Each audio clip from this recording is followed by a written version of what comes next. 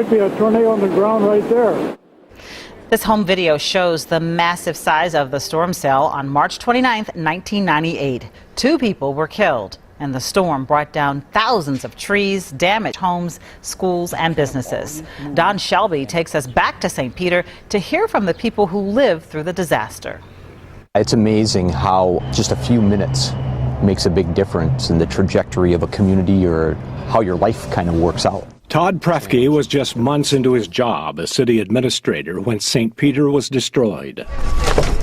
What happened in the hours and days and years after the devastating tornado might surprise some people. It's all about the positive attitude. Like when hospital administrator Colleen Spike needed to find a place for 85 nursing home residents. We were very fortunate in that there was a building located on the St. Peter Regional Treatment Center that was vacant at the time. That's the state hospital for sexual predators and mentally ill and dangerous folks. And it happened to have beds. Well, let's do it. Let's make that happen. And so you call a bus, you know, the bus company. Somebody knows the bus company. You call the bus, and you get people loaded, and you get them out there.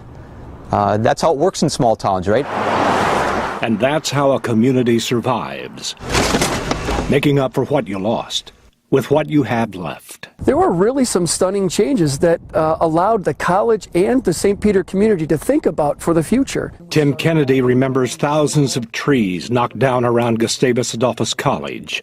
The majestic cedars and pines have been replaced with crabapple trees, allowing the school to be more visible, a symbol of resilience. We have even more incredible pictures to show you. I witnessed firsthand people focused on what they could do, not what had been done. The parish had hopes of restoring this place this summer.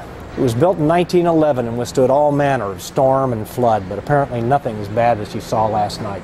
She didn't make it, but she was rebuilt just up the hill.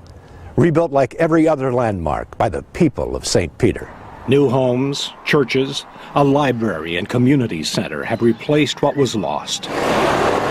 And that's what the people of St. Peter are talking about 20 years after that devastating tornado. It's how they came together to rebuild, making one of the oldest cities in Minnesota better than ever. This community decided, in lots of ways, to pick itself back up. That's Minnesota, right? It really is.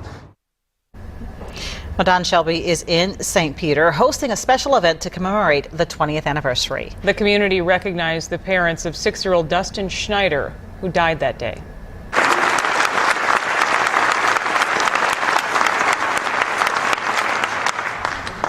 '85-year-old Louis Mosenden also died from his injuries the next day.